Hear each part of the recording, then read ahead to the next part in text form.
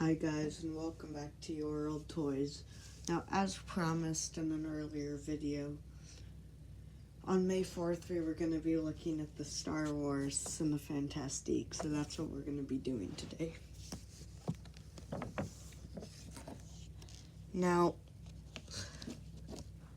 the best way to position this and not damage it, and we'll briefly move the sign out of the way, but these, it's in really nice shape, so I don't want to damage it, but just look at the cover art.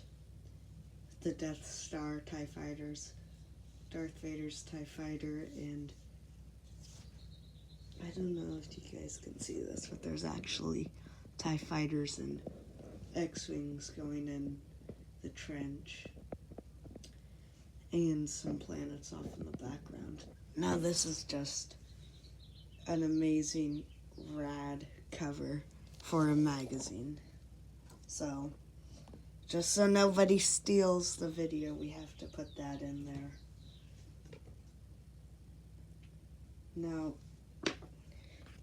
here this shows people behind the scenes at ILM working on props, filming it.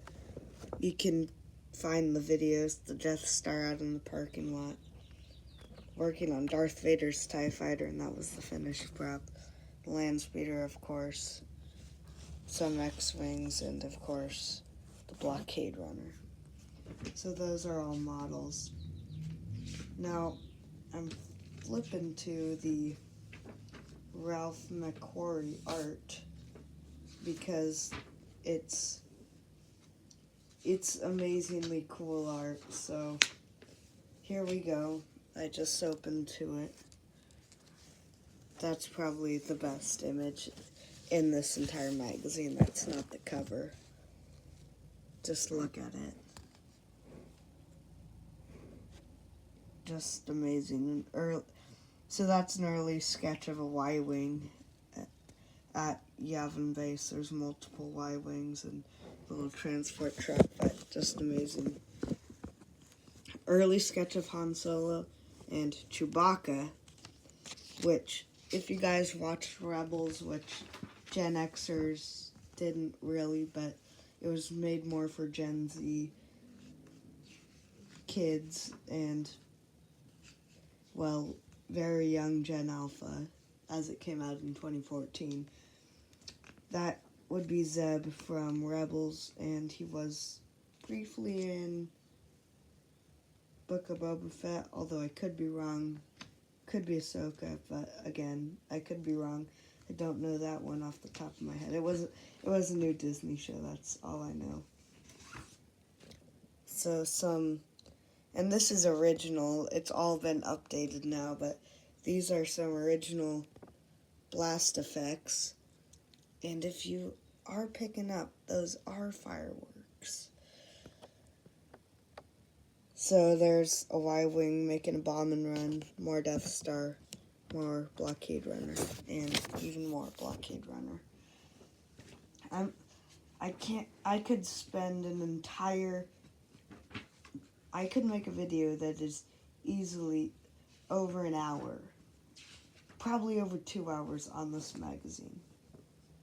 So here are the Death Star turrets. So you can see the little lights. Now those lights were, and this is crazy, but I would not like to have this job, but the lights, they would flash, and that would give the painters, because they had to matte paint, or paint every frame of film, and then re-record the movie onto other things, or just copy the movie. I don't really know how they did that. It's probably in one of these magazines somewhere. But they would have to paint over each frame of film for the laser effects, and that was just kind of their guide from where to start and when to start when the light was on in a frame. Now Wedge was a character in the movie, but that's not what it is. It is to copyright a test shot. So it's kind of like what we're doing here. We have this the sign flashing so nobody can steal the footage. It was the same concept here, where they destroyed the image, but they didn't destroy it. It was just for camera tests, so nobody could steal the image. There's some guys out at Death Valley driving a sandcrawler, and I would love to have that job. And I would love to have that sandcrawler, so it's probably in the Lucasfilm archive somewhere. And there's just some more behind-the-scenes footage of the movie. And some more Death Star. Here, Blockade Runner, and X-Wings. But Cinefantastique magazine, I'm telling you, you will not regret purchasing these. These are so great. Millennium Falcon, especially the Star Wars one. There's the brief skim reads I've done on this have changed my perception of Star Wars, which is my favorite movie, and I know almost everything, but it tells the behind the scenes, the stuff you don't get to hear every day. So X-Wings, the Death Star, Gus Lopez owns that. But could you imagine owning that prop? It would just be so cool. But short story, and I'm not going to get sidetracked here. They actually almost threw the Death Star in the trash. And luckily, it was saved by some workers and passed through a couple of hands until it eventually wound up in Gus Lopez's collection, But could you imagine the biggest movie franchise in history, probably one of the most iconic pieces, just throwing it in the trash? Who would ever make that decision? So TIE Fighters, and I'm trying to keep it under 10 minutes. Matte painting, so that's how they would do effects. I believe that is the matte painting for the Luke and Leia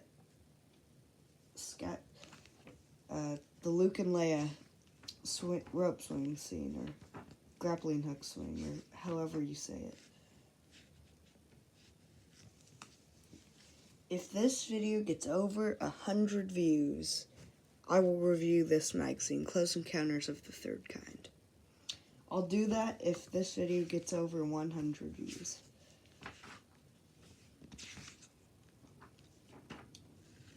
And here is the Cinefantastique back orders page. Just wanted to throw that in there. And so we're passing through some non-Star Wars stuff. And I believe that's it. I kind of went out of order, but 3PO and that other droid. I can't remember his name.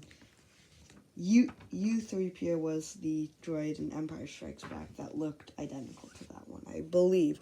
Unless that was U-3PO, but I could be wrong.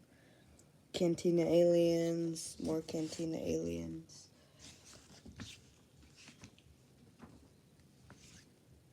Even more Cantina aliens. With the amount of heads they made there, it's probably like 10 heads. And most of those are in Lucasfilm archives, but if they have that many, can't they just auction one or two of them off? And here is the Dejaric game. Stop motion, I would not like to have that job. Unless it was Star Wars, maybe, but stop motion, that's just beyond me. And remember the Empire Strikes Back, how they made the movie, short TV film.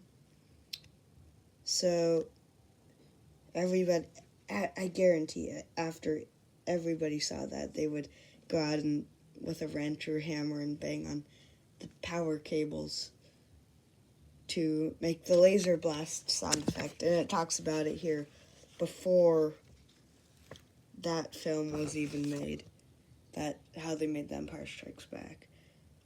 And there is Phil Tippett with a bunch of stop motion creatures. More about Ben Burt and how he was making laser blast sound effects.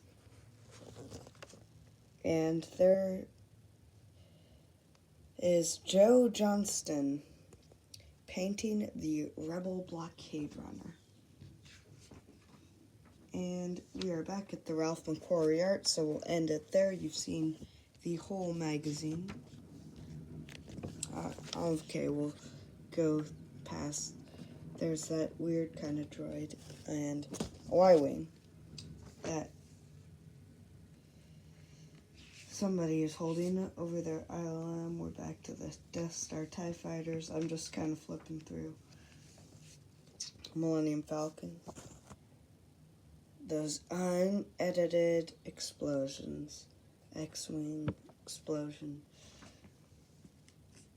But you know how they're re-releasing Revenge of the Sith? I think it's out now. But can't they just do that with an unedited, untouched Star Wars, an original cut? So some explosions, R2-D2 getting his restraining bolt put on.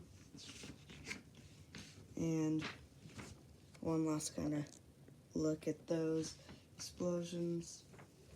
And George Lucas.